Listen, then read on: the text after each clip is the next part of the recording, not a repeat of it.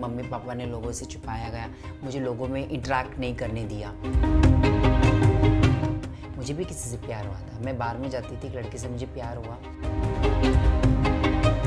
ज़िंदगी में अगर मैंने सबसे गंदी जो साल अगर या गंदा वक्त जो बिताया ना, वो शायद वही वक्त हो सकता है। मेरा जिस दिन ऑपरेशन हुआ उसी वक्त वो मुझे छोड़ के चला गया। फॉलो करके अनफॉलो किया। ये रास्ते पे डांस करती है और इनके वीडियोस घड़ी घड़ी आते हैं।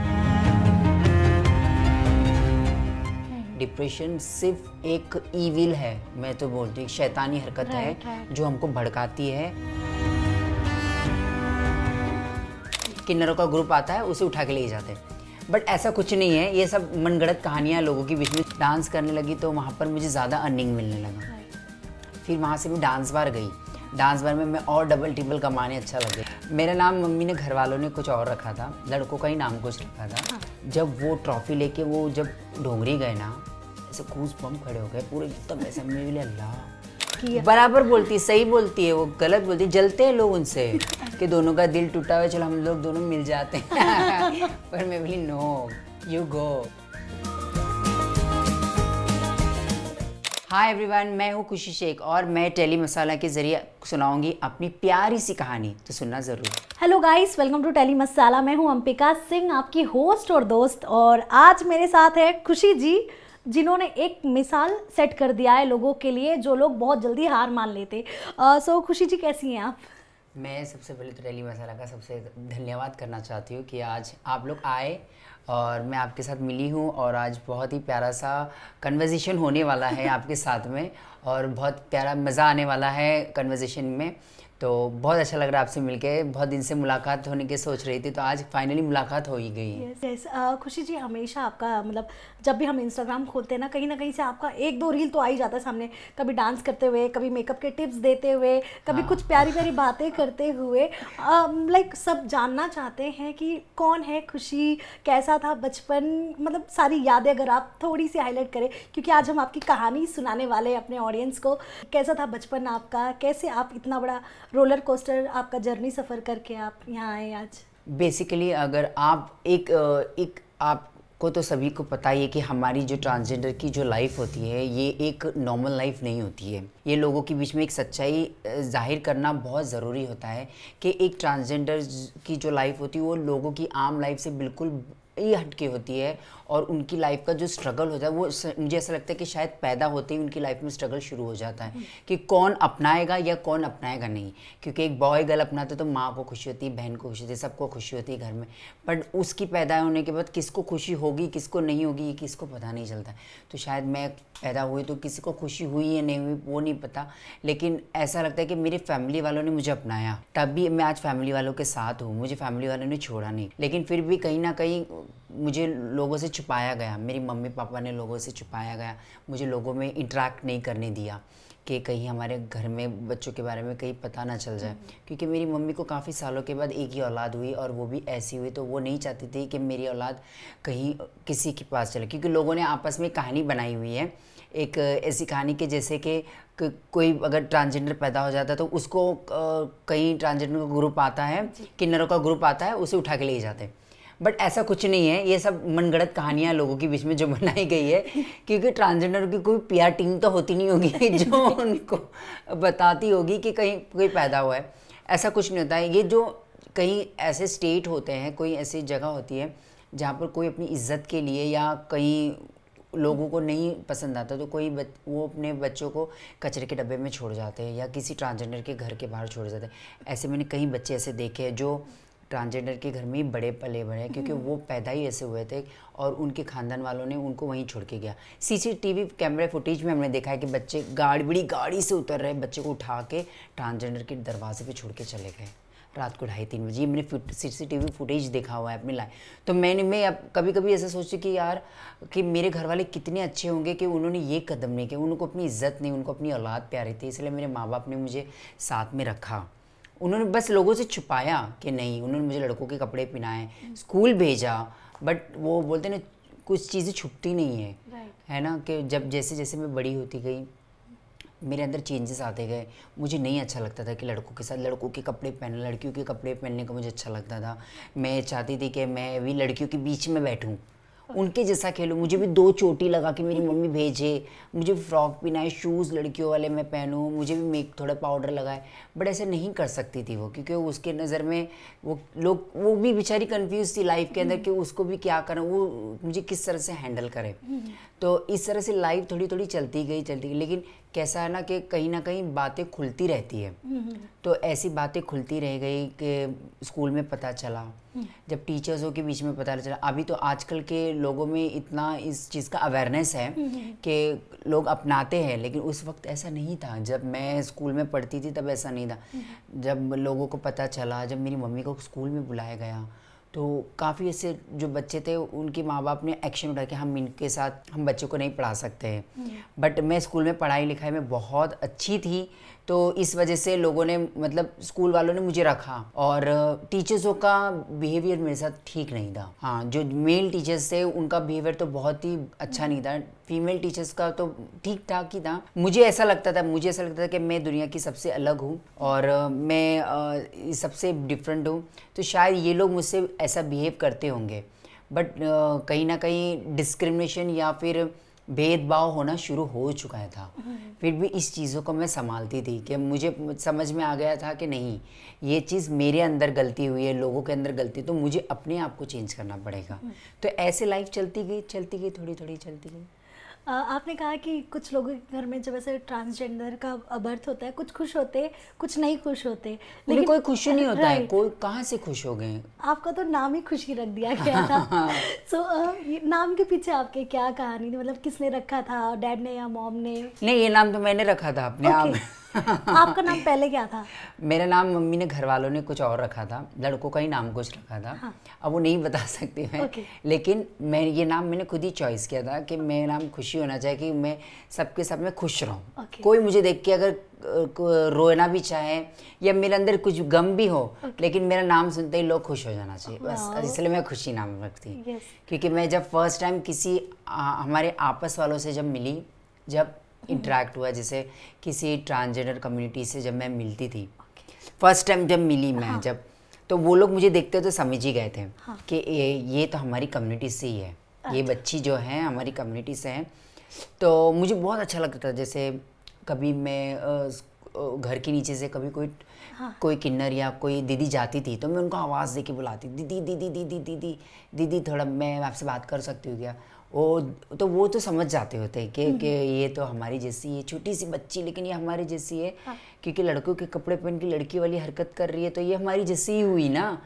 तो वो हमसे बात करती थी, हाँ ये वो। तो मेरी मम्मी चिल्लाती थी, नहीं ऐसा नहीं, उन्होंने उनसे बात मत करो, दूर रहो, ऐसा हो, लोग देखेंगे तो क्या बोलेंगे। क्योंकि सोसाइटी में रहते तो उसको भी डर लगता था कि लोग उसके बारे में क्या बोलेंगे, ऐसा वैसा। लेकिन मुझे मैं बड़ी खुश हुई। तो एक दिन ऐसे ही मैं किसी ग्रुप में गई, तो सब लोगों ने ऐसा तो बोली वो छोटी, इसका नाम खुशी रख दो। हाय। तो जब आपकी पहली मुलाकात हुई थी सबके साथ, जी, महेश्वरी गार्डन माटुंगा। हाँ, ओके। तो उस वक्त क्या था, मतलब जब सबसे मुलाकात हुई आपकी, आपके दिमाग में क्या चल रहा था उस वक्त? मुझे ऐसा लगता था कि मैं इस दुनिया में सबसे अकेली ही हूँ। हाँ। अकेली मैं एक वाहिद एक इंसान हूँ ऐसी ही इस दुनिया की सबसे, जो डिफरेंट हूँ। लेकिन मुझे नहीं पता कि मेरे जैसे बहुत सारे लोग इस दुनिया में हैं जो ऐसे हैं, जो ना बॉय है ना गर्ल है। और मुझे ये नहीं पता था उस टाइम पे, मुझे इतना अवेयरनेस नहीं था कि किन्नर क्या होता है, गे क्या होता है, ये क्या होता है। मुझे इस बारे में कोई अवेयरनेस नहीं था इस बारे में। तो सिर्फ यही होता था कि किन्नर किन्नर किन्नर ही होते हैं, बस ऐसा। तो मैं जब उनसे मिली तो मुझे बहुत अच्छा लगा। मैं उनके पास से जाने का मेरा मन नहीं हुआ, पर मैं दूसरे दिन वापस पहुंच गई। मैं रोज़ जाती थी मिलने के लिए। सो अब तो आपका एक खुद का पोजीशन हो गया है, मॉडल हो गए हो आप। काम भी टचवुड आपको मिल रहा है इतना अच्छा। अब कैसा अलग फील होता है खुशी, जब आप सबसे मिलते हो, लोग आपको इतना बुलाते हैं अपने पास, अपने फंक्शंस में, इवेंट्स में, कि आप खाली वहाँ पर आके अटेंड करो। मैं अपने आप को हीरोइन समझती हूँ। हीरोइन से कम नहीं समझती मैं अपने आप को, सही बताऊँ। इतना टेंशन, इतना प्यार, इतनी मोहब्बत, जिस चीज़ का मैं सपना देखती थी, मैं जिस चीज़ से मैं हमेशा से अल्लाह से दुआ करती थी, हमेशा ऊपर वाले से दुआ करती कि कि मतलब एक ना एक दिन ये सपना पूरा होगा। मुझे तो ऐसा लगता था ये सपना कभी पूरा नहीं होगा, कि हमारे नसीब में ये सपना होगा ही नहीं, क्योंकि हमेशा मैंने ट्रांसजेंडर्स को देखा है, या तो वो भीख मांगते हैं, या तो वर्क करते हैं, या तो वो बधाई पे जाते हैं, या तो वो कोई गलत काम करते हैं। मैंने हमेशा यही चीज़ें लोगों की नज़र में देखी कि यही होता है, यही होता है, या तो वो नाच गाना करते हैं, क्योंकि मैंने भी सारी चीज़ें यहीं से शुरुआत ही की। ऐसा नहीं है कि मैंने भीख नहीं मांगा, मैं बधाई पे नहीं गई, मैंने डांस नहीं किया, है ना, मैंने कोई चीज़ ऐसी नहीं की कि मैंने जो नहीं किया होगा, क्योंकि ये सारी चीज़ें स्टेप अगर स्ट्रगल नहीं करती तो आज मैं यहाँ नहीं पहुँचती थी। मैंने 1-1 रुपया ट्रकों में भीख मांगा। हाँ, मैं वक्त की जगह पे खड़ी रही एक दिन के लिए, किस लिए खड़ी रही, मजबूरी थी पैसों की, लेकिन मुझे अच्छा नहीं लगा।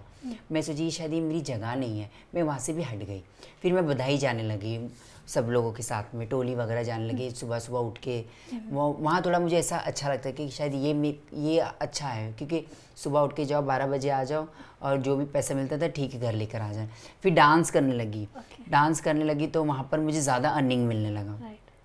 फिर वहाँ से मैं डांस बार गई, डांस बार में मैं और डबल टिबल कमाने अच्छा लग गई। फिर वहाँ से मैं जब ये सोशल मीडिया आया तो मैं उसमें इंटरेक्ट हो गई। फिर वो सब चीज़ों को मैंने पीछे छोड़ दिया, फिर इसमें सारा टेंशन, फिर ऐसा लगा कि सारा टेंशन मेरी तरफ ही आ गया। फिर मैं एक मॉडल बन गई, और आज मैं सबकी पसंदीदा मॉडल हूँ, और सारे मेकअप आर्टिस्ट मुझे बुलाते हैं। ऐसा कोई मेकअप आर्टिस्ट नहीं जिसने मुझे ना बुलाया हो। सब लोग मुझसे प्यार करते हैं, और वो इसलिए मुझे बुलाते हैं कि दूसरे लोगों को बुलाने से पहले खुशी को बुला लो, खुशी अपना पूरा काम करके जाती है। तो खुशी, इतनी बड़ी लाइफ में एक पार्टनर भी बहुत ज़रूरी होता है। आपकी लाइफ में कोई ऐसा पार्टनर आया था जिससे मतलब आपको लगा कि हाँ फैमिली तो है ही मेरे साथ, बट हाँ ये ऐसा भी एक इंसान है मेरी लाइफ में? बिल्कुल आया था पार्टनर।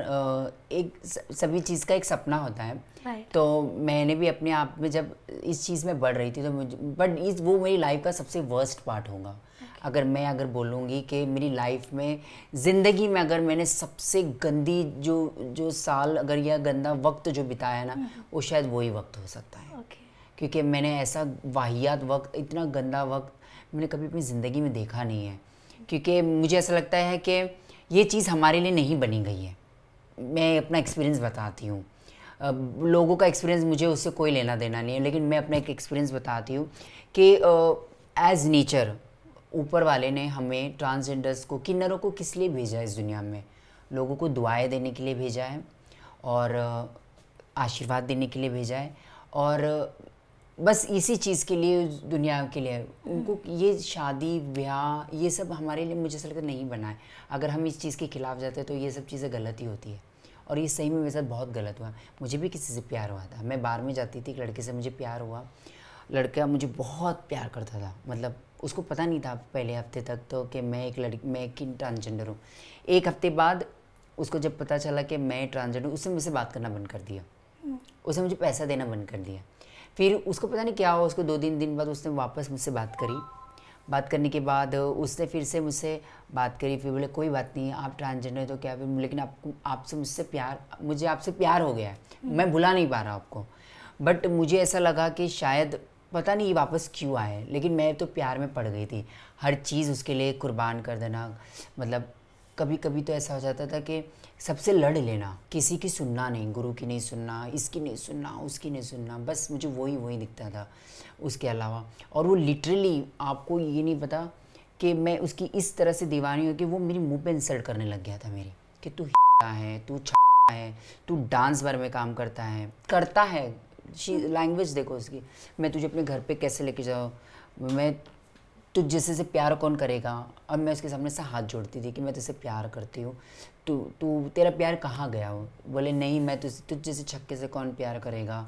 ऐसे 1 साल तक उसको रोज़ मतलब एक दिन ऐसा नहीं गया कि मैं रोज़ उसके सामने रोती नहीं थी। बट एक दिन क्या हो गया कि उसने मतलब वो एक दिन मुझे बोला कि तू मुझे लड़की का सुख कभी नहीं दे सकती है।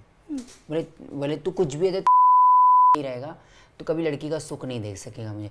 तो मैंने फिर डिसाइड किया कि नहीं, बोले मैं दुनिया का सबसे गंदा कदम उस वक्त मैंने उठाया कि मैं एक ट्रांसजेंडर, ऊपर वाले मुझे सब पैदा कि मैं लड़की तो बन सकती हूँ ना। मैंने इस वक्त डॉक्टर्स ने कितने सारे सर्जरीज ओपन किए हुए हैं, तो मैंने उस चीज़ को उस चीज़ के प्रोसीजर पे मैं गया, मैं उसको बोली तो बोले तू कुछ नहीं कर सकती वैसा। He was insulting me, but मैं ना इतनी पागल थी उसके प्यार में कि मतलब सारी चीज़ें आपने इग्नोर किया। सब इग्नोर, मैंने कोई नहीं, मैं बोले मैं ये चीज़ करूँगी तो कम से कम मेरे पास रहेगा तो सही इनसे। और जब मेरा जिस दिन ऑपरेशन हुआ उसी वक्त वो मुझे छोड़ के चला गया। ऑपरेशन होने के बाद उसी दिन छोड़ के चला गया और उस दिन से कभी वो मुझे मिला नहीं। आपने ढूंढने की कोशिश की? बहुत ढूंढने की कोशिश की लेकिन कभी मिला नहीं। फिर वो धीरे धीरे वो चीज़ें वो मुझसे मतलब मेरे दिल से ख़त्म ही हो गया। फिर वो बहुत रोई, बहुत करी मम्मी से, बहुत डिप्रेशन इतना बुरा। अगर मेरी जगह कोई दूसरा ट्रांसजेंडर होता वो कर लेता, बट मेरे अंदर विल पावर इतना है कि मैंने बहुत चीज़ों से, मैंने इतना वर्स्ट पार्ट देखा है ना कि मैं क्या बोलूँ आपको, बोल नहीं सकती मैं। जब आपके साथ ये सारी चीज़ें इंसिडेंट हो गई आपके साथ, मतलब वो जो भी था वो छोड़कर चले गया बीच रास्ते में, आपके गुरु लोगों ने क्या कहा? सब लोग ने मुझे समझाते थे, सब लोग मुझे सब पहले समझाया। मैंने सबको इग्नोर किया ना, तो सब लोगों को जब मैं किसी इंसान के लिए इग्नोर करी तो वो लोग भी तो सोचे कि इसको उसके हाल पे छोड़ दूँ, ये सुन ही नहीं रही है। और उनके जाने के बाद वो लोगों का क्या फिर सबने मुझे, लेकिन मेरी गुरु मुझे अपनाई, उन्होंने फिर थोड़ा सा संभाला मुझे इस चीज़ के लिए। मैं बहुत डिप्रेशन थी, बहुत बात नहीं करती थी मैं कितने दिन तक, तो सिर्फ मम्मी और मैं, मेरी मम्मी बस मुझे बाजू में लेके बैठी रहती थी और मैं लिटरली खाना नहीं खाती थी। कभी कभी तो ऐसा होता था कि वॉशरूम जाती थी, फ्लश करना भूल जाती थी, इतनी बुरी सिचुएशन होती है, आपको क्या बताऊँ मैं आपको।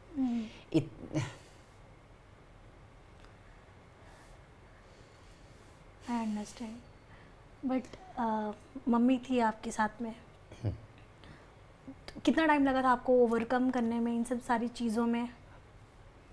काफ़ी वक्त लग गया इस चीज़ से बाहर आने के लिए, लेकिन 1 साल पूरा बर्बाद हुआ मेरे पैसे बर्बाद हुए, हर चीज़ मेरी ख़त्म हुई। इसलिए कभी भी मुझे कोई ट्रांसजेंडर मिलता है ना तो मैं उसको हमेशा बोलती, बेटा ये चीज़ अपने लिए बनी नहीं है, कभी किसी के लिए इतनी ज़िंदगी इतनी ख़राब नहीं करना कि वो इंसान कभी अपना नहीं हो सकता। बट इसके बाद जब ये दौर निकला खुशी आपकी बस लाइफ से, फिर वो कभी मैं मुड़ के पीछे नहीं देखी फिर मैंने। yes. जब पहला ब्रेक मिला आपको कि आपको लगा कि हाँ अब आप खुद की एक आइडेंटिटी बना सकते हो दुनिया में, वो ब्रेक कब मिला आपको? ये टिकटॉक म्यूजिकली पे जी, हाँ म्यूजिकली पे जब मैं अचानक से वायरल हो गई रात ट्राइडेंट होटल के नीचे एक वीडियो बना रही थी। मेरे 40-50 फॉलोवर थे म्यूजिकली पे। टिकटॉक से पहले एक डब स्मैश आता था, डब स्मैश बंद होने के बाद में तो म्यूजिकली आ गया, टिकटॉक का नाम म्यूजिकली था। फिर उसके बाद जब मैं म्यूजिकली पे वीडियो बनाया तो इतना इंटरेस्ट नहीं था, क्योंकि मैं जाती थी डांस बार में डांस करने के लिए। मैं वहाँ पर बहुत खुश थी, मैं वहाँ पर बहुत अच्छा अर्निंग करती थी, मैं सारी चीज़ों को भूल चुकी थी, जो भी पिछला था सब चीज़ मेरी वापस उस जगह पर आ गई थी।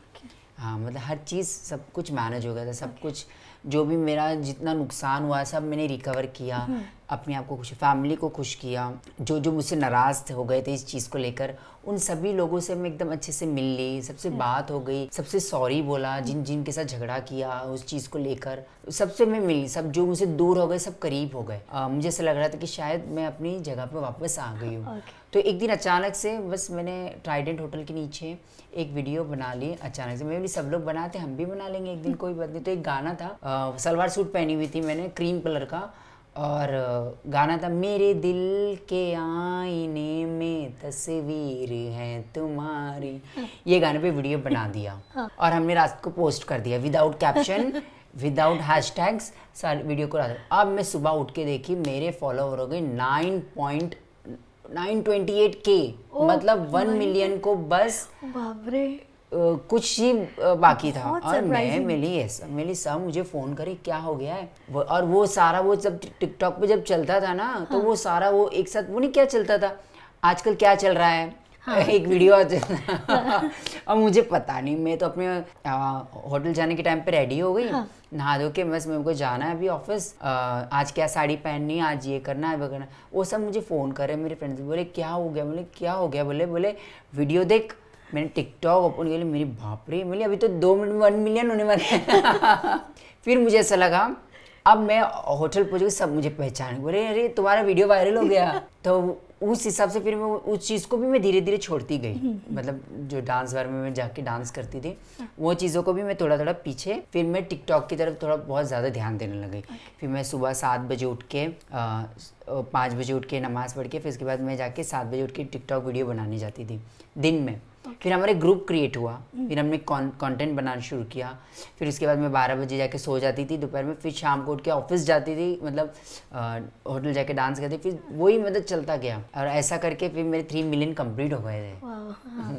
वो तो एक बहुत ही कह सकते हैं बहुत बड़ा अचीवमेंट था आपके लिए। बिल्कुल 3 मिलियन मतलब बहुत हो जाता है, मतलब और सारे लोग पहचानने लग गए मुझे। यस। और मुझे ऐसा लग रहा है कि मैंने कभी सपने में नहीं सोचा था कि ये जो रिस्पेक्ट जो मुझे मिली है ये कभी मुझे मिल पाएगी, लेकिन वो सेलिब्रिटी वाली रिस्पेक्ट मिल रही है मुझे, बस ऊपर वाले का बहुत शुक्र अदा करता हूँ। आपकी फैमिली में कौन कौन है खुशी? मेरी मम्मी है, मेरे पापा एक्सपायर हो गए 2012 में। और मेरी एक सिस्टर है और मेरी उसकी बेटी है और उसके हस्बैंड है बस। तो सिस्टर के साथ कभी कोई किसी टाइप का बहस हुआ या अनकंफर्टेबल हुई? नहीं, सिस्टर हमेशा से मेरे साथ बहुत अच्छी रही। वो मेरे से 10 साल छोटी है। She respect me very much, बहुत रिस्पेक्ट करती है। हर चीज़ जो बोलेंगे वो, मैं रहती 24 घंटे डाइट पे, उसको मुझे 24 घंटे डाइट वाला खाना उसको मुझे खिलाती है और वो बहुत प्यार करती है मुझसे। और उसके वो सोचती कि वही मैं उसका भाई हूँ, मैं उसकी बहन हूँ, मैं उसकी माँ हूँ, सब कुछ मैं हूँ उसके लिए। ऐसे तो वो मुझसे बहुत है। सो उनकी शादी वगैरह भी आपने करवाया सब? हाँ, ऊपर वाले ने करा, बस जरिया मैं थी। मतलब एक जो होती है ना जिम्मेदारी तो मेरे पे थी, तो मैंने सब चीज़ को हैंडल किया और सब चीज़ अच्छे से करती हूँ, आती और आगे भी करूँगी बिल्कुल भी। और अच्छा लगता है कि कुछ चीज़ें जिम्मेदारी जब इंसान के ऊपर आती तो अच्छा लगता है बहुत। इस चीज़ फैमिली की तरफ भी हम कुछ चीज़ करते तो बहुत अच्छा लगता है। वैसे खुशी मैं बता दूँ, मैं आपकी जो आँखें हैं ना मुझे बहुत पसंद है। तो आपकी ये आँखों का क्या सीक्रेट है? ये बहुत सारे लोग जानना चाहते हैं। सीक्रेट कुछ नहीं है, ये सब पहले मैंने आइरिस इम्प्लांट करवाया था। जो सच बताऊंगी, आइरिस इम्प्लांट करवाया था मैंने, जो बहुत सुंदर थी मेरी आँख, बहुत सुंदर लगती थी। फिर उसे निकलवा दिया। अभी तो लेंसेस लगाए हुए फिर भी अच्छी दिखती है। एक्चुअली बहुत अच्छी लगती है। तो कॉम्प्लीमेंट भी आपको ये एक्चुअली आपके फेस पे बहुत सूट करता है। अगर आपको कॉम्प्लीमेंट मिला होगा तो बहुत मिला है। सब लोग मुझे बोलते हैं आपकी आंखें मेरी फेवरेट हीरोइन ऐश्वर्या राय की जैसी दिखती है। ऐसा मुझे जब आइरिस इम्प्लांट करवाया था तभी मेरी आंखें बहुत वैसी दिखती थी बिल्कुल भी। अभी तो निकलवा दिया उसे। तो अब ये मतलब चेंज करवाने का क्या कोई कुछ? नहीं, मुझे ऐसा लगता था कि मैं हर चीज़ में मैं बहुत सुंदर लगूँ। जब मैं नई इस फील्ड में आई थी, मतलब जब मुझे ऐसा लगता मैं बहुत सुंदर लगूँ, बहुत सुंदर। तो वो तो 10 साल पहले करवाया था। तभी मैं गई थी त्रिची करवाने के लिए। तो वहाँ पे आपने करवा दिया? हाँ, मैंने करवा के आई थी 10 साल पहले। बहुत जब उस चीज़ इसका किसी कोई नॉलेज भी नहीं होगा। सो अब जब जाते हो खुशी, आप कभी बैंक वगैरह में भी आप गए होगे, मतलब बहुत सारे इंसिडेंट होते हैं, तो बैंक वगैरह में जब आपको अकाउंट वगैरह ओपन करने गए होगे, आप कभी कुछ किसी टाइप का आपके साथ इंसिडेंट हुआ कुछ भी? नहीं, ऐसा कुछ नहीं हुआ। बैंक वाले बड़े कोऑपरेटिव है, ऐसे वाले मेरे साथ में बहुत अच्छे हैं। और मेरे को जाना नहीं, वो आ जाते कभी कभी यहाँ पर। घर पे बुला लेते हैं? घर पे आ जाते हैं वो लोग। इवेंट पे जाते हो आप, किस तरह का माहौल होता है एंड क्या कभी भी आपको आप आइएगा, कभी देखिएगा, बहुत मजा आता है। बहुत मजा। अब तो आप एक सेलिब्रिटी हो गए हो, जब शुरू में जब आप गए, मतलब जाते थे इवेंट्स वगैरह पे, किसी भी तरह से आपको लगता था कि मतलब यार मुझे चारों तरफ से सबकी आंखें मेरे ऊपर ही है? मतलब एक डर हो जाता है ना एक शुरू में जाओ तो वैसा? पहले मैं बहुत ही सिंसियर आर्टिस्ट थी। जब मैं न्यू इस चीज़ में मुझे फेम मिला तो सारी मेकअप आर्टिस्ट जो है ना, पहले तो वो लोग मुझे बुलाने से हिचकिचाती थी। मुझे सारा कुछ जो भी जितने भी सेमिनार्स में जो भी मुझे लोगों ने पहचाना है, दिल्ली स्टेट के थ्रू मुझे लोगों ने पहचाना है कि आर्टिस्ट लोग ने मुझे पहले नहीं बुलाते। पहले वो लोग एज अपने सैलून में बुला के मेरे पे डेमो करके अपने सैलून का शूट करवा के कोलैबोरेशन में रील डाल के अपने मतलब आईडीज को रीच बढ़ाते थे। फिर किसी ने बोला कि मेरा एक फ्रेंड है तन्मय, उसने बोला कि नहीं एक बार खुशी माँ को बुला लो। तो उसको किसी ने, उसके साथी वाले ने बोले रास्ते पे नाचने वाली को बुला के हम सेमिनार करेंगे। तो बोले नहीं, उसको सब जानते हैं, वो आजकल बहुत पाकिस्तानी गाने पे डांस कर रही है, छल्ला पे, सब लोग पसंद कर रहे हैं यहाँ पर, ऐसा वैसा, उसको बुलाओ ना। बोले मैं डेमो दूंगा। बोले रास्ते पे डांस करने वाले को बुलाएंगे, ये करेंगे वो करेंगे। मतलब 2 ऑर्गेनाइजर के बीच में ऐसा हो गया। बहस हो गई। लेकिन वो बोला मैं शो करूंगा, तन्वी ने बोला मैं शो करूंगा, लेकिन वो आएगी जरूर। फरीदाबाद का मेरा फर्स्ट शो था, झूठ नहीं बोलूंगी, और वो मेरा फर्स्ट शो, फर्स्ट इंटरेक्शन था। उसने मुझे बोला, और उसने बोला कि माँ कितना लेंगे शो में? बोले देख भाई बेटा मुझे नहीं, माँ बोलता है वो मुझे, मुझे नहीं पता बेटा, मैं कभी करी नहीं हूँ ऐसा, मैं ऐसे सलोन वलोन पे चली जाती तो 25-30 हज़ार रुपये ले लेती हूँ, तू दे क्या देगा? बोले माँ मेरे पास इतना तो है नहीं, मैं 20,000 रुपये दे दूंगा, तू आ जाए इसमें। मैं इसमें टिकट करूँ कि मैं रहूँ कहाँ पर? बोले अच्छा ठीक है 30 ले लेना माँ, लेकिन तू आना ज़रूर, मेरे को किसी को बताना है। मैं बोली अच्छा ठीक है। मैंने बोले वीडियो बाइट दे। बोले वीडियो बाइट क्या होता है? आपको पता नहीं था? बोले एक वीडियो बाइट बना के दे कि मैं आ रही हूँ ऐसा। तो 30-40 बार तो वीडियो बाइट बना के दे दी, लेकिन मुझे समझ में नहीं आया। फिर एक वीडियो बाइट बना के दे दी, अब शो नज़दीक आ गया, अब उसने हाउसफुल का बोर्ड लगा दिया शो पे। बोले show is Housefull, show is packed. मैं बोली हाउसफुल शो? बोले ये क्या होता है? बोले माँ शो हाउसफुल हो गया, बोले टिकट सारी बुक हो गई। बोली वो क्या होता है? मुझे नहीं समझ में आ रहा ना ये सब। बोला अब तुम कल आओ। तो वो मैं गई, मम्मी रहती है मेरी, देवी माँ रहती है, उनके घर पे रुकी मैं, उनके यहाँ से फिर मैं चली गई और फिर तन्वी के शो पे चली गई। अब देखी तो पूरा बैंक्वेट हॉल फुल, जैसे थिएटर वाला फुल नहीं होता, पूरा बैंक्वेट हॉल फुल, और सारे बच्चे, जैसे मैं इतनी जोर से चला, बाप रे मेरे को तो कुछ अजीब सा एकदम गूज बम आ गए पूरे मेरे हाथ पैरों में। बोली ये क्या हो गया? बोली ये क्या? बोली तन्वी ये सब बच्चे मेरे लिए आए? बोली माँ तुम्हारे लिए तो टिकट बुक हुई है ये सारी। सही में? सही झूठ मत बोल। बोले और कोई किसी को बुलाया है तूने? बोले नहीं आप ही आने वाले, आप ही सर्टिफिकेट देंगे सबको। तो वो सारा मतलब उस दिन से मुझे बहुत कॉन्फिडेंट लेवल बढ़ गया एकदम से, कि ऑन स्टेज मेरा मेकअप, लाइव स्टेज मेकअप किया गया, सब बच्चों ने मेरे से अवार्ड लिया, फ़ोटो खिंचवाया, और बच्चों ने अवार्ड के पैसे दिए थे। मतलब वो सेमिनार्स में तो होता है ना कि सर्टिफिकेट अवार्ड्स के पैसे दीजिए। फिर सारों ने, फिर बहुत सारे दूसरे ऑर्गेनाइजर्स भी आए थे, उन्होंने मुझे और 6-7 शो के लिए बुक कर दिया। तो काफ़ी उस दिन से फिर मैं रुकी नहीं, फिर अभी तक 2 साल हो गए कंटिन्यू मैं काम कर रही हूँ। अब तक का आपने बहुत सारे इवेंट्स कवर किए हैं, बहुत जगह गई हैं आप, बहुत सारे लोगों से मिली हैं, बट कहीं ऐसा एक्सपीरियंस हुआ है कि जहाँ जाते ही मतलब एक बोलते हैं ना अंदर से खुशी आना, मतलब खुश हो जाता है इंसान, मतलब वहाँ एकदम घुल मिल जाता है लोगों से और लोगों से बात करना, तो ऐसा आपका किसके साथ हुआ इंटरेक्शन? अभी तो कैसा होगा ना कि जितनी सारी आर्टिस्ट है सबके साथ मैंने 3-4-5-6 बार रिपीट काम कर लिया। वो सारे मुझे बुलाते हैं, रिपीटेडली बुलाते हैं, ताकि उनको भी फ़ायदा हो जाए, और वो मुझे इसलिए बुलाते हैं कि लोग मुझे बहुत प्यार करते हैं। मैंने 1 महीना टोटल 2-2 महीना कंटिन्यू दिल्ली में काम किया, एक दिन का भी ब्रेक नहीं रखा है। मतलब कंटिन्यू काम किया, और बहुत प्यार मिलता है मुझे वहाँ से, पता नहीं क्यों। फिर अभी दिल्ली का छोड़, अभी दिल्ली से हो गया, अभी यूपी कवर कर रही हूँ मैं। अभी यूपी को लूट रही हूँ मैं। अभी लखनऊ साइड मुझे बहुत लोग बुलाते हैं, यूपी साइड। मैंने ऐसे शहर के नाम सुने जिसमें मैं कभी गई नहीं हूँ, बट आप जाते हो। मेरे को बुलाते, मैं चली जाती हूँ। बट ऐसे नए शहर में जाते वक्त अंदर कुछ रहता है डर सा कि नए शहर में जा रही हूँ, कैसे कभी ऐसा लगता है, लेकिन फिर ऐसा लगता है कि नहीं मैं बोली नहीं, अगर मैं, और एक तो मैं अकेली जाती हूँ, मैं किसी को लेकर नहीं जाती। वही इसके लिए मैंने पूछा आपसे। हाँ मैं अकेली जाती हूँ, और मैं अकेली वो कर लेती, सारी चीज़ों को मैनेज कर लेती हूँ। ये उनको काफ़ी अच्छा लगता है। नहीं तो किसी और को वो बुलाते तो वो बोलते हम अपने मैनेजर को भी लेकर आएंगे, उसकी भी टिकट दो, ये कर, तो बोले बड़े खुशी से तुम यहाँ हो, बोले बुलाएंगे। ये खुशी के मैनेजर वगैरह वाला, ये आपने कभी ये सब? नहीं मैंने मेरी सिस्टर और मैं ही काम कर लेते हैं, हम दोनों जन काम कर लेते हैं। आपकी सिस्टर ही आपको मैनेज कर लेती है? बस मैंने कभी नहीं किया ऐसा। मैं बोली जब वो वक्त आएगा, जब वो ऐसा मुझे ऐसा लगेगा कि मुझे भी ये सब करना चाहिए, तो मैं करूँगी। अभी जैसे लोगों की एक टीम होती है पूरी, अब मैं बोली अगर मैं सेमिनार देखूंगी, मैं अपनी टीम को क्या करूँगी, उनको कौन देखेगा? ऑर्गेनाइजर्स जो होते हैं ना, वो थोड़े से कंजूस टाइप में भी हो जाते हैं थोड़े से। वो बोले कि 2-2 जन की खर्चा उठा सकते हैं। हाँ एग्जैक्टली। यस। सो पैसा आप कितना मायने रखता है आपको, एंड क्या आप ये आपकी लाइफ में वो दौर आ गया है कि आप एकदम मुंह मांगी रकम जो लिया जाता है वैसा मांगती हैं आप? नहीं मुंह मांगी तो रकम नहीं मांगती हूँ मैं, बट जितना भी मांगती हूँ, लेकिन प्रोग्रेस किया है इस चीज़ से के लिए, मतलब कि मैं बोलती हूँ उतना वो मैनेज कर लेते हैं, और अच्छा लगता है उनको कि उनको मेरे साथ काम करने के लिए। नहीं तो वो दूसरे आर्टिस्ट को भी बुलाते हैं तो वो 2 घंटे से ज़्यादा टाइम नहीं देते हैं। और मैं ऑन स्टेज मेकअप भी करवाती हूँ, फिर बच्चों को अवार्ड्स भी मिल जाता है, थोड़ा मजाक मस्ती भी हो जाता है, फिर लास्ट में इंटरटेनमेंट डांस वगैरह करके। और ऐसा होता है सेमिनार में अक्सर कि सबसे लास्ट में ही जाती हूँ। ओके। मुझे ऐसा लगता है हॉल को ताला मैं ही मार के जाऊंगी लास्ट में। ओके। मम्मी कितना खुश है अब आपकी? बहुत। मम्मी से तो मेरी एक एक महीने में एक एक बार मुलाकात होती है। ओके। हाँ, बाहर ही बाहर रहते हो मैं ज़्यादा बाहर काम ज़्यादा के रहती लिए। हूँ ना। हाँ, ये कभी यहाँ कभी वहाँ कभी वहाँ।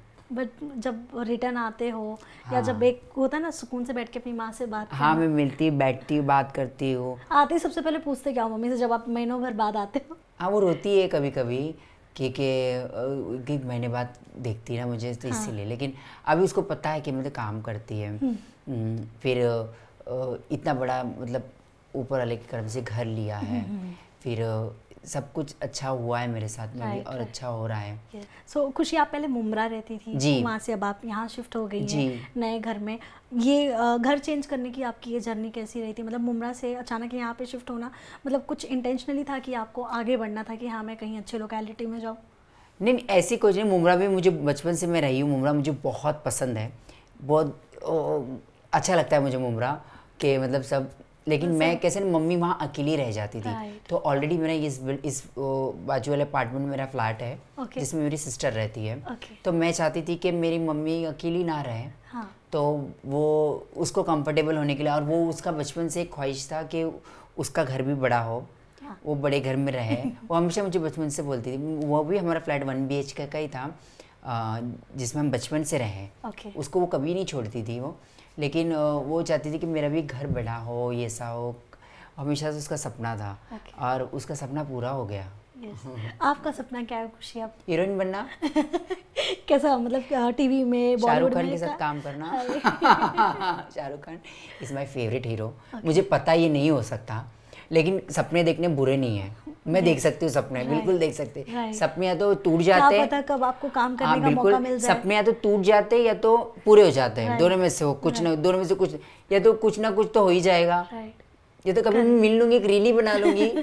यस। शाहरुख सर का नाम लिया आपने, कोई मूवी है उनकी जिससे आप उनके किसी कैरेक्टर से रिलेट करते हो अपने आप को, या किसी मूवी से अपने आप को सोचते हो कि उनकी हाँ? सारी मूवी मुझे पसंद है। सारी, सिर्फ उनकी मैंने ये मूवी बस देखी नहीं, बस लास्ट वाली जो है जवान, उनकी मूवी बस मैंने नहीं देखी है। क्योंकि मैं इसमें बिजी रह गई, तो इसलिए नहीं तो उनकी सारी मूवीज मैंने देखी है। और उनकी मूवी देखने की जरूरत कि मैं उनको ही देखती हूँ।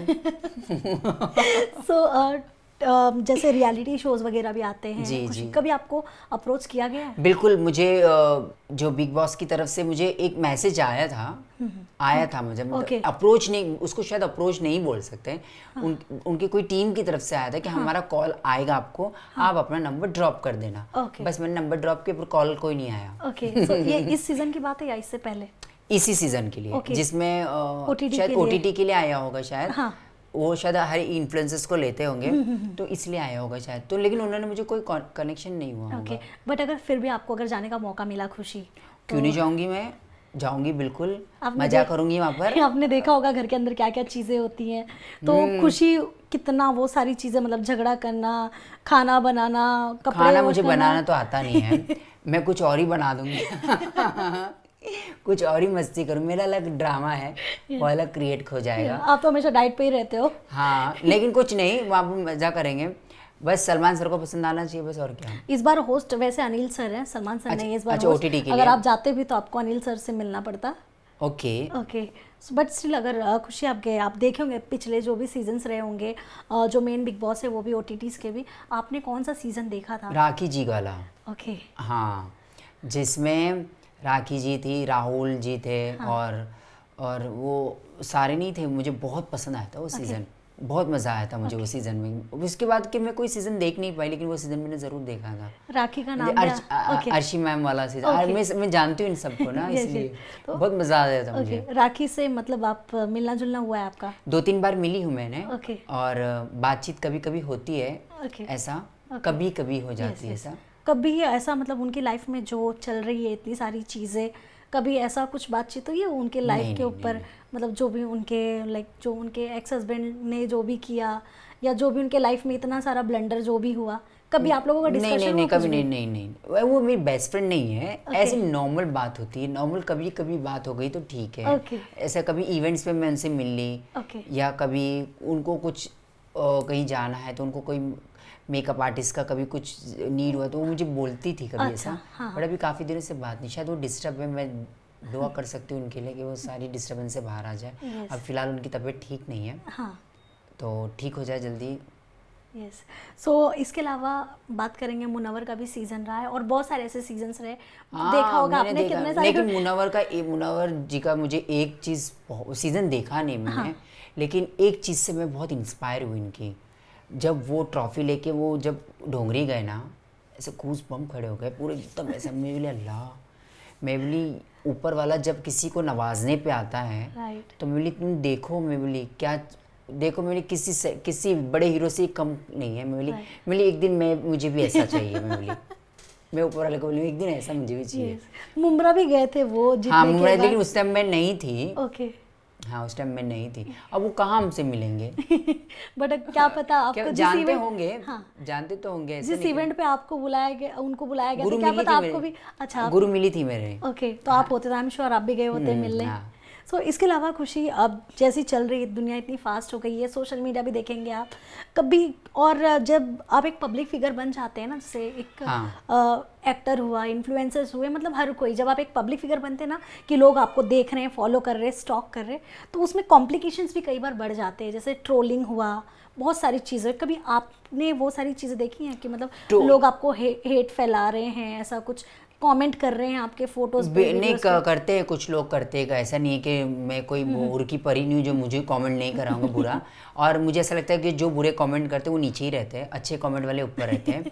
और अक्सर कैसा होता है ना कि बाहर जाने की आपको ज़रूरत नहीं है, आपस में ही इन्फ्लुएंसर्स एक दूसरे से बहुत हेट करते हैं। मैं आपको एक बात बताती हूँ, ये चीज़ बहुत ज़्यादा बोलना ज़रूरी है, क्योंकि कुछ लोग कैसे रहते हैं कि आप जब आपको पहले आपको अच्छे से फॉलो करेंगे, फिर बाद में अनफॉलो भी कर देते हैं वो। ओह गॉड, आपके साथ हुआ है ये सब? मेरे साथ बहुत बार हुआ है, मेरे साथ बहुत लोगों ने ऐसा किया। मैं किसी का नाम नहीं लूँगी, मैं किसी का नाम लूँगी तो उनकी बड़ी इंसल्ट हो जाएगी ऐसा यहाँ पर। तो वो खुद ही समझ जाएंगे कि मैं किनका नाम ले रही हूँ, कितने लोगों ने मुझे फॉलो किया है और कितने लोगों ने मुझे फॉलो करके अनफॉलो किया है। अब वो समझ जाएंगे खुद ही मुझे मैं किन किन को बोल रही हूँ, क्योंकि कुछ लोग तो मुझे पहले फॉलो करते थे, फिर फॉलो करके अनफॉलो किया, इस वजह से अनफॉलो किया क्योंकि ये रास्ते पे डांस करती है और इनके वीडियोस घड़ी घड़ी आते हैं। क्योंकि मैं देखो, मैं कंटेंट क्रिएटर हूँ, मैं रोज़, मुझे अपने फॉलोअर्स गेन करने के लिए मैं 1-2 वीडियो तो पोस्ट नहीं करती हूँ, मैं 5-6 वीडियो पोस्ट करूँ ताकि मेरी एक आधा वीडियो तो रीच चली जाए और लोगों में आ जाए, मेरे फॉलोवर गेन हो जाए। नहीं तो ऐसे इतने लोग मुझे प्यार नहीं करते, इतने लोग मुझे फॉलो नहीं करते हैं ना, ऐसा तो नहीं। लेकिन जो इनका रीज़न ये है कि ये नाचने वाले लोग को क्या फॉलो करने का। ओके, बट जब आप ये वर्ड सुनते हो नाचने वाले, मुझे इनसे कोई फ़र्क नहीं पड़ता, ये मुझे अनफॉलो, क्योंकि कभी कभी ऐसे देखते हैं ये मुझे फॉलो किए, I have followed you, please follow me. मैं लोग के ठीक है, आई फॉलो, हम लोग फॉलो किए, थोड़े दिन के बाद देखिए इन्होंने मुझे अनफॉलो करके रखा और हुआ आप है। फॉलो कर रहे हो। और मैं भी अनफॉलो कर दूँ। कितने ऐसे जो नाम है मैं बोलूँगी नहीं, कितने ऐसे जो बिग बॉस सीजन में भी आके आए हुए हैं ऐसे। ओके, मतलब इतने चालू है, खाली आपसे फॉलो करवाना चाहते हो खुद को। हाँ, और बाद में मुझे अनफॉलो कर दिया क्योंकि मैं डांस करती हूँ। और रीज़न बता कि नहीं, घड़ी घड़ी तुम्हारा वीडियो आता है ना, वो इसीलिए थोड़े सा को अच्छा नहीं लगता है ऐसा। अच्छा, आपके मुंह पर ऐसा बोला भी है, मेरी कोई बात नहीं, मेरी कोई बात नहीं। बट जब आपके सामने वो बोल कर जाते ऐसे कि घड़ी घड़ी आपका वीडियो सामने आता, डांस करते हो, तो आपने मतलब कुछ बोलना? मैं कुछ नहीं, मेरी कोई बात नहीं, मैंने सिर्फ इतना बोला, कोई बात नहीं मैं बोली, मैंने बस इतना बोल के छोड़ दिया मेरी। बट मैंने आपको देखा है खुशी जी, जितने टाइम से मैं आपको फॉलो कर रही हूँ, जितना मैं बात कर रही हूँ आपसे, जो भी हमारे बीच में मैंने देखा है ना, आप मतलब कोई कुछ भी बोले ना, आप हाँ बोल देते, मतलब बहुत प्यार से, मतलब आप बैक आंसर भी नहीं करते ना, मतलब एक होता है ना इंसान कि हाँ चल नहीं करना है, हाँ ठीक है चलो जाओ, एक ऐसा एटीट्यूड होता है। उनसे लड़के मुझे क्या मिलने वाला है, उनसे लड़के मुझे किसी से कोई मैं किसी से जल्दी लड़ती हूँ, और फिर लड़ती तो पूरी पढ़ती हूँ मैं लड़ती। अब फिजा को पूछ लेना मेरे बारे में। फिजा इज माई बेस्ट फ्रेंड। फिजा और मेरा नेचर शायद सेम ही होगा, और फिजा किसी मुंह फट एकदम मुंह पे बोल के खत्म कर देगी, दिल में न रखी, वैसे मैं भी मुंह पे बोल के खत्म करने वाली थी। फिजा और मेरा हमेशा जमता है। हाँ। ऐसा लगता है कि हम दोनों एक बहन है, भाई बहन है, क्या समझ लो आप, सोचो ऐसी है हम लोग। राइट, जैसे कि आपने कहा फिजा से आप बहुत, मैं उनकी भी मैंने उनके साथ भी ये सेम एपिसोड शूट किया था, आपने देखा होगा। उन्होंने भी अपने लाइफ की जो उनकी बराबर बोलती, सही बोलती है, वो गलत बोलती, जलते हैं लोग उनसे, जलते जो पीछे बोलते हैं ना, बकवास करते उसके बारे में, मेरे को अच्छा लगता है कि लोग उनके बारे में जलते हैं। जो मुंह पे बोलती ना, जो औरतों के बारे में जो भी वो सच बोलती है, वो सच्ची बोलती है कि क्या होता है क्या नहीं होता है। जब आप डबल डेट करते हो तो आप दोनों को इम्पोर्टेंट, तो दोनों को सच्चाई बताओ, फिर किसी एक को क्यों छुपा रहे हो फिर आप। खुशी, आपने कभी किसी के साथ डबल डेट किया है? नहीं, मैंने किसी के नहीं कि मतलब आपस में लड़े, 2 लोग आपस में लड़े मेरे पीछे। अच्छा। हाँ, लेकिन मैंने किसी को डेट नहीं किया। ओके, मतलब आपने कभी धोखा नहीं दिया प्यार में किसी को? मैंने किसी को, क्योंकि एक होता है ना इंसान प्यार में धोखा खाने के बाद दूसरे को भी धोखा देने नहीं, मैंने ऐसा कभी नहीं किया। मैंने उस चीज पे कभी फोकस नहीं, मुझे ऐसा लगा कि ये चीज मेरे लिए बनी नहीं है। राइट। इतना बड़ा धोखा होने के बाद किसी का बैंक बैलेंस 0 हो जाए, आप बताओ कि वो चीज पे वो वापस जाएगा? मेरी मम्मी को जब मैं रोता हुआ देखूंगी, उस चीज पे वापस जाएगा? कभी नहीं। इंसान कभी एक बार ठोकर खाता ना, वो चीज़ पे कभी वापस, उस दिन से कभी मेरी कोई लव लाइफ रही नहीं है, और मैं चीज़ में बिलीव नहीं करती, और मैं चीज़ों को मानती नहीं हूँ। लोग ये सब चीज़ों का सेलिब्रेशन करते हैं, शादी मनाते हैं, ये करते हैं, मैं लोगों को बोलती हूँ मैं I don't believe in all this, मैं ये सब चीज़ों में विश्वास नहीं करती हूँ, और शायद ऊपर वाले ने ये चीज़ हमारे लिए बनाया ही नहीं है। राइट। ऑल्सो खुशी, ये जो प्यार वर्ड है, कई बार तो ये बहुत अच्छा लगता है, प्यार मतलब लोग बोलते हैं, बट आपके पॉइंट ऑफ व्यू से अगर मैं बोलूँ, आपके लिए प्यार क्या है? तो प्यार ज़रूरी नहीं कि एक पार्टनर से ही प्यार हो, हम अपनी माँ से भी प्यार कर सकते हैं, बहन से भी प्यार कर सकते हैं, अपने गुरु से भी प्यार कर सकते हैं, अपने फ्रेंड से भी प्यार। ज़रूरी नहीं कि प्यार वो एक ही प्यार होता है। बहुत सारे किस्म के प्यार होते हैं। हम अपने चेले से भी प्यार कर सकते हैं, हम अपने बाजू वाले से भी प्यार, हम पूरी दुनिया से प्यार कर सकते हैं।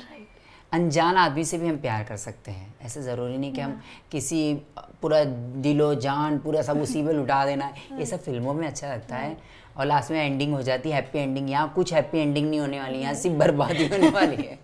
कभी आपके पास कोई ऐसे आया है अपना टूटा हुआ दिल लेकर? बहुत जन आए, बहुत जन है। जब मेरा दिल टूटा तो बहुत जन अपना दिल टूटा हुआ लेके मेरे पास आए कि दोनों का दिल टूटा हुआ, चलो हम लोग दोनों मिल जाते हैं। पर मैं बोली नो, यू गो। आप चाहिए ही नहीं। तो ऐसे आपने कुछ, तब तो मैं बहुत यंग थी। राइट। तब तो बहुत, मैं 21 22 कुछ होंगी, 25 26 27 साल की होंगी मैं। ओके। बट वो सब दौर जब आप याद करते हो, अब खुशी? अभी नहीं याद करती मैं, भी मुझे कोई फर्क नहीं। अब सिर्फ पैसा मैटर करता है? पैसा नहीं, रिस्पेक्ट मैटर करता है। Money is very important, but money secondary होता है। Right. Respect is more important. इज्जत सबसे ज़्यादा ज़रूरी है, बट मनी भी बहुत ज़्यादा ज़रूरी है। मैं सबको बोलती, सब लोग बहुत पैसा कमाओ। मनी रहेगी तो अपने आप रिस्पेक्ट आ जाता है हर जगह से। जैसे अगर अब आपका ये करंट सिचुएशन देखेंगे, आपके पास फेम है, नाम है, सब कुछ है, एंड मनी भी आ ही रहा है। बिल्कुल, तो बिल्कुल। अब आपको किस चीज़ की ज़रूरत है? मुझे एक अच्छी प्लेटफॉर्म की ज़रूरत है कि लोग मुझे जाने पहचाने और देखें मुझे। और जैसे छोटी छोटी ख्वाहिशें मेरी कि मैं जैसे हीरोइन बनने की, लेकिन ऐसे सोचती हूँ मैं कभी कभी कि मैं बन भी सकती हूँ, हो भी सकता है कि नहीं भी हो सकता है। फिर ऐसे छोटे छोटे ख्वाब मैं देख लेती हूँ, लेकिन मैं सोचती कभी ना कभी तो पूरे होंगे। जब ये सब ख्वाब पूरे हो सकते तो वो क्यों नहीं पूरे होंगे। राइट। सो अगर खुशी, अब आप आगे देखो, जैसे जैसे आप ऊंचाई हासिल करते जा रहे हो आपकी लाइफ में, जी, आगे और भी आपको ऊपर जाना ही है, क्योंकि एक बार जब आप सीढ़ियाँ चढ़ने लगते हो ना, तो नीचे नहीं उतरना चाहिए, मेरा ऐसा मानना है। और आप ऊपर ही चढ़ेंगे। तो क्या ये जो डांस वगैरह जो आप अभी भी करते हैं, तो आगे जाने के बाद जब एक आपको प्लेटफॉर्म मिल जाएगा, उसके बाद क्या आप ये डांस करना छोड़ देंगे? ये नहीं बोल सकती कि मैं नहीं छोड़ूंगी, क्योंकि जिस चीज़ से मैं आगे बढ़ी उस चीज़ को मैं कैसे छोड़ दूँ ना। मुझे नहीं अच्छा लगता है। मेरे को कोई आज भी शादी वगैरह के लिए अप्रोच करता है डांस के लिए, मैं बिल्कुल जाती हूँ। लेकिन कभी कभी ऐसा होता है कि सेमिनार्स होते हैं, मैं यहाँ मुंबई में नहीं हूँ, तो मुझे इस चीज़ को स्किप करना पड़ता है, क्योंकि मैं हूँ दिल्ली में, और मैं यहाँ फिर कैसे आ पाऊँगी ना। और मैं दिन भर की थकी होती हूँ, और दिल्ली में ये सब शोज़, डांस शोज़ होते नहीं है रात वाले, बहुत कम होते हैं। लेकिन मुंबई में तो मैं डेली होते थे पहले तो। अभी तो बहुत कम हो गए, अभी तो मैं शायद वहाँ ही ज़्यादा रहती हूँ इसलिए। तो अब तो मतलब इतना जो अप्रोच किया जाता था आपको पहले, मतलब हर दूसरे तीसरे दिन आप किसी न किसी फंक्शन में रहते ही? रोज़ रहती थी मैं, रोज़ रहती थी, और रोज़ मैं जाती थी। अभी तो वो और ज़्यादा इसलिए नहीं, कोई फ़ोन करता है, बोलते हैं कि क्या पता तुम्हारे चार्जेस बढ़ गए होंगे। बट ऐसा नहीं है। बट जो मेरे पुराने जो जजमान हैं, हमारे जो पुराने जो जो जजमान जो होते हैं, जजमान मतलब जो हमारे जो पुराने जो हम जो पहले से हमको बुलाते हैं, वो हमें ज़रूर कांटेक्ट करते हैं और मैं उनको कभी मना नहीं करती। आज भी मैं जाती हूँ, कभी शायद उनके घर में कुछ फंक्शन नहीं भी रहा तो मैं उनके घर जाती हूँ चाय पानी पीने के लिए, उनकी नज़र उतारने के लिए, उनको दुआएं देने चली जाती हूँ मैं, ऐसा कभी कभी ऐसा। ओके खुशी, आपको कभी इंडस्ट्री से किसी ने कांटेक्ट किया है नज़र उतारने के लिए? बिकॉज कई बार सेलिब्रिटीज़ बहुत कांटेक्ट करते हैं, बिकॉज एक होता है ना, एक माइंडसेट रहता है कि हाँ नज़र उतरवानी है, क्योंकि ये जो नज़र होती है ना बहुत बुरी लगती है जब लगती है। नहीं, मुझे किसी ने बोला नहीं, अगर कुछ होगा तो मुझे बताना ज़रूर। मैं चली जाऊंगी।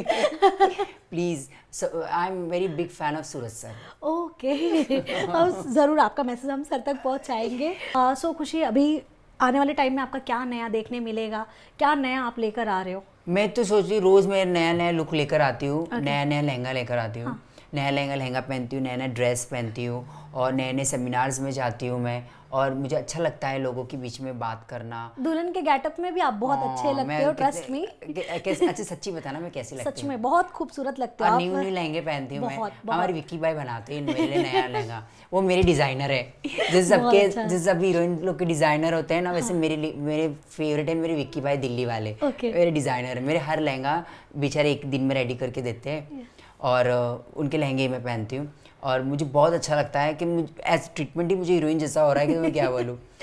मैं सोचती हूँ कि मुझे भी अच्छा सा कुछ काम बड़ा मिलना चाहिए, जैसे कि कोई रियलिटी शो वगैरह में मैं जाना चाहती हूँ, खूब मज़ा करूँगी मैं। राइट। जब आप दुल्हन के गेटअप में खुद को देखते हो उस वक्त क्या दिमाग में क्या चलता है? कुछ नहीं, ऐसा लगे मैं मॉडल ही हूँ। सच है, तुम ऐसा कुछ मैं दुल्हन नहीं बनना चाहती हूँ।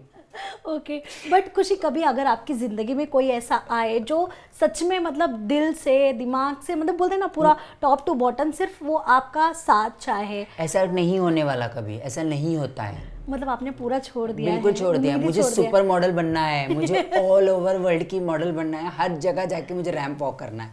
दुबई जाना चाहती हूँ मैं, लंदन जाना चाहती हूँ मैं, सब जगह जाना चाहती हूँ। आप फॉलो किसको करते हैं? मतलब एक होता है ना कि स्टाइल फॉलो करना। ओके, उनके जैसा मैं कांस का उनका जो स्टाइल है वो देखना चाहती हूँ, उनके हर चीज़ को मैं बहुत पसंद करती हूँ। मैं डांस में माधुरी दीक्षित बहुत पसंद करती हूँ मैं। ओके ये डांस, क्योंकि आपका डांस भी देखा है मैंने, एंड आपके जो स्टेप्स होते हैं ना वो कसम से वो बहुत मतलब कमाल के होते हैं। मतलब आपके एक एक मूव्स दिखते हैं जब आप आपके कमर को फ्लॉन्ट करते हो या आपके हाथों के मूव्स दिखाते हो तो एकदम सुपर्ब होता है। कभी डांस वगैरह के लिए भी अगर आपको झलक वगैरह में अगर आप देखेंगे डांस दीवाने? हाँ बिल्कुल, मैं जाऊँगी, बिल्कुल जाऊँगी। कोई मुझे अप्रोच करेगा? कभी अप्रोच किया गया आपको डांस दीवाने वगैरह के लिए? नहीं, मुझे नहीं अप्रोच किया गया। बट आप जाना चाहेंगे? अगर कोई मुझे अप्रोच करें तो बिल्कुल मैं जाऊँगी। ओके, क्यों नहीं, मज़ा आएगा मुझे भी। इतने अच्छे रियलिटी शोज़ में काम करने कितना अच्छा लगेगा मुझे भी, और बस जाऊँगी। यस तो खुशी, अब ये पूरी दुनिया तो हम घूमते रहते हैं लेकिन हमारी फैमिली हमें बहुत ज़्यादा मैटर करती है। सो अब ऐसा लाइक दौर में आपके फैमिली में तो अब खाली मम्मी है, सिस्टर है आपकी, एंड सिस्टर की फैमिली हो गई अभी जो नहीं वो आपकी लाइफ से जुड़ गए हैं। तो अब आप खुद को कितना लकी फील करते हैं जब आपके साथ आपकी मम्मी बहन, आपके जीजू सारे मतलब सपोर्ट में खड़े रहते हैं? ऑल्सो जब आपने यहाँ पे घर लिया थाने में, क्या डिफ़िकल्टीज़ आपको मतलब फेस करनी पड़ी या फिर आपको मिल गया? क्योंकि मैंने ऐसे सुना है कि घर वगैरह लेने में भी काफ़ी प्रॉब्लम होती है ट्रांसजेंडर्स को। नहीं, ऐसा कुछ नहीं है। जब हम ये अभी तो नहीं होती क्योंकि हमने तो लिया, ये ऐसी कुछ प्रॉब्लम नहीं हुई। सब कुछ जानते हुए भी सब कुछ हुआ, अच्छे से हो गया, सब कुछ इजीली मिल गया सब कुछ। और मेरी ये फैमिली भी है और हमारी कम्युनिटी की भी फैमिली है जिससे मैं बहुत ज़्यादा सपोर्टिव मुझे मेरी गुरु की तरफ से मिला, कि नरमा ट्रस्ट की तरफ से मेरी गुरु जो मुझे बहुत ज़्यादा सपोर्टिव ही रही, सलमा जी, जो कि नरमा ट्रस्ट की NGO की जो प्रेसिडेंट है और वो लोक अदालत पैनल की जज है वो। हाँ, और उनका बहुत ज़्यादा मुझे सपोर्ट हमेशा से रहा है। बचपन से मैं उन्हीं के पास ज़्यादा रही हूँ और मतलब वही मेरी पहली गुरु वही थी। और वही बहुत उनके सपोर्ट के उनका जो काउंसलिंग, जो मैं आपको बताई थी कि मैं बहुत ज़्यादा डिप्रेशन में थी, उनका काउंसलिंग ने ही मुझे इस चीज़ से मुझे बचाया बहुत ज़्यादा। नहीं तो शायद आप और मैं रहते ही नहीं थे यहाँ पर। और आप कभी मिलिएगा उनसे, यस ज़रूर ज़रूर बिल्कुल ज़रूर, मैं आपके थ्रू ही मिलूँगी क्योंकि इतना आपने मुझे बोला। क्योंकि ऑल्सो आपने ये डिप्रेशन का जो लफ्ज़ यूज़ किया है, आजकल आप देख सकते हैं जनरेशन अपनी इतनी फास्ट हो गई है ना खुशी, हर तीसरा इंसान डिप्रेशन में है। बिल्कुल बिल्कुल। क्या आपका क्या पॉइंट ऑफ व्यू है? लोग मतलब इतना ज़्यादा सोचने लगते हैं और इतना ठोकर मिलने लगी है आजकल लोगों को, ये अपनी जो लाइफ इतनी फास्ट हो गई है, डिप्रेशन में जाना बहुत ईजी हो गया है डे टू डे, मतलब हाँ करना ही है। तो क्या कहना चाहेंगे आप? मेरे ख्याल से लोगों को डिप्रेशन से लड़ना चाहिए। डिप्रेशन का सल्यूशन है। अगर हमारी लाइफ में कुछ भी ऐसी चीज़ें घटती है तो उस चीज़ों का ज़्यादा दिन तक सोचना नहीं चाहिए, है ना। गॉड ने उस चीज़, ऊपर वाले ने उस चीज़ का रास्ता बनाया हुआ है। डिप्रेशन सिर्फ एक ईविल है, मैं तो बोलती हूँ, एक शैतानी हरकत है जो हमको भड़काती है और नेगेटिविटी की तरफ ले जाती है। तो हमको उस चीज़ से लड़ना है। ये दवाइयाँ काम नहीं करेगी, ये हमें खुद को काम करना पड़ेगा। हमको बस ये सोचना है कि हमको इसका रास्ता क्या निकालना है। हमें आगे के बारे में सोचना, आगे के लिए खड़ा होना है। तो ये सब चीज़ें से ही मैं आगे बाहर निकली हूँ। और हर इंसान जो ये सोचता है कि डिप्रेशन अगर किसी गलत चीज़ों से ख़त्म होता है, तो आप ये गलत, लोगों की ये गलत सोच है। डिप्रेशन खुद को ही बंद करने से नहीं होता है। आपको वापस से, डिप्रेशन का मतलब है आपके लिए ऊपर वाले ने एक और बड़ा दरवाज़ा खोला है, उसको ढूंढना है बस आपको। एक बड़ा ठोकर मिला, ठोकर इसलिए मिलता है ताकि आपको दूसरा बड़ा अच्छी जगह पर आपको बड़ा सा एक सक्सेस वाला दरवाज़ा खुलने वाला है आपकी लाइफ के अंदर। बस वो ढूंढना है आपको बस। और वो ढूंढना जल्दी हो जाता है, किसी को जल्दी मिल जाता है, किसी को लेट मिलता है। तो डिप्रेशन मेरे ख्याल से एक गलत नहीं होगा, डिप्रेशन होना चाहिए। अगर हो गया तो बस वो होगा, वो बस उससे निकल जाना चाहिए। अगर निकल गया, फिर कभी आपको डिप्रेशन, एक बार आपने डिप्रेशन से लड़ लिया ना, आप जिंदगी में हर चीज़ से लड़ सकते हैं।